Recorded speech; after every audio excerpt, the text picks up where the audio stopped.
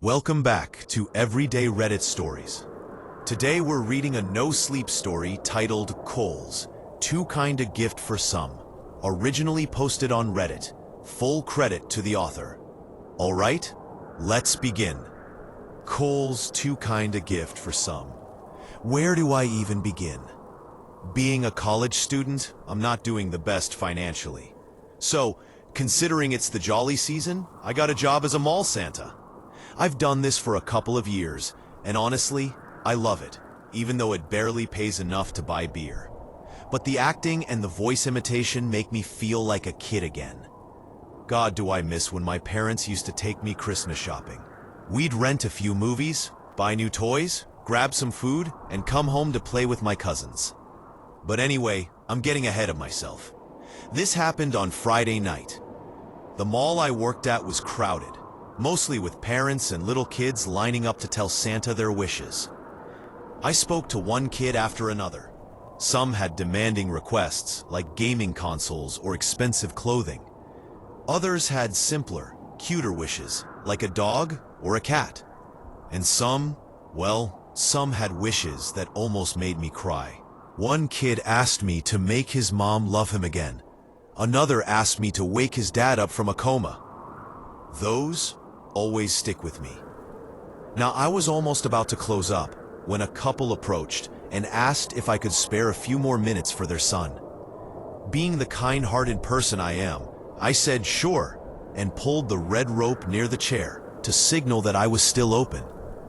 The boy looked troubled, to say the least. It was one of those moments when you just know something isn't right with a kid. He was well-dressed, well-mannered, and looked to be about 9 years old. His parents, on the other hand, seemed warm and welcoming. The dad looked like he worked in construction, judging by the bruises and calluses on his hands.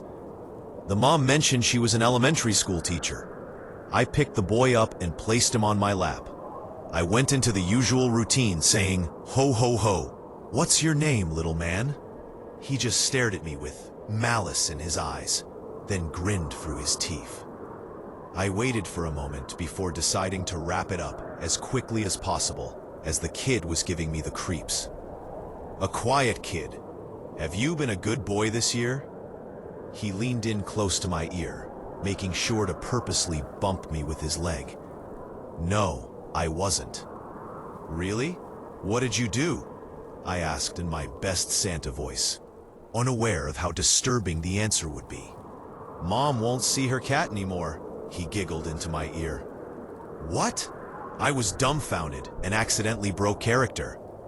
"Let's just say Mr. Twinkles is missing his winter jacket." He started tugging on my real beard.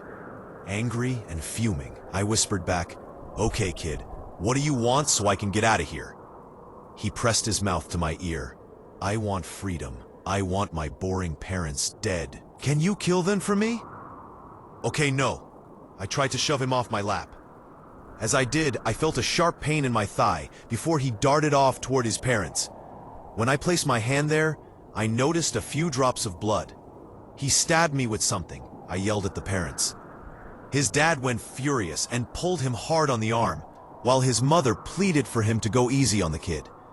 Thankfully, the police arrived within a couple of minutes, since they were already stationed in the mall due to the holidays. What scared me almost as much as the dirty needle was what they found afterward. I didn't even know they searched children. Inside a small makeshift pouch sewn into his jacket was a greenish cat collar.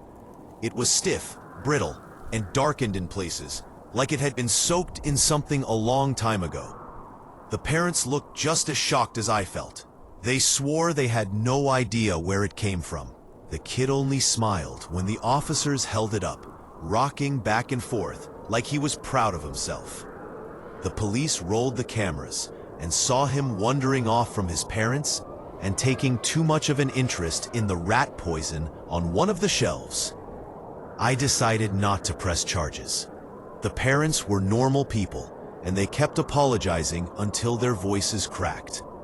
Later that night, I checked the wound again. It stings, and it's getting warm to the touch.